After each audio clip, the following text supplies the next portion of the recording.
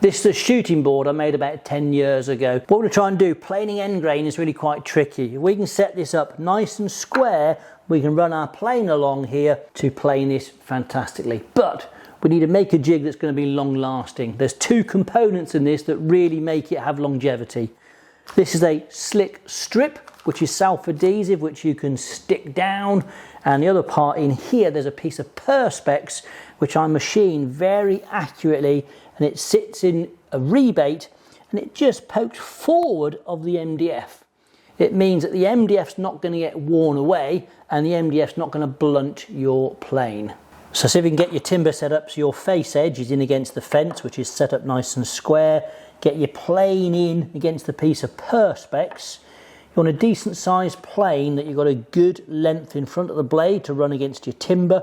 You'll also see here I've got a shiny edge along the sole of that plane where it's rubbed against that Perspex over the years. Put him on, nice sharp plane, nice fine set, and you want to get a bit of a rocking motion going on to get these lovely end grain shavings coming out.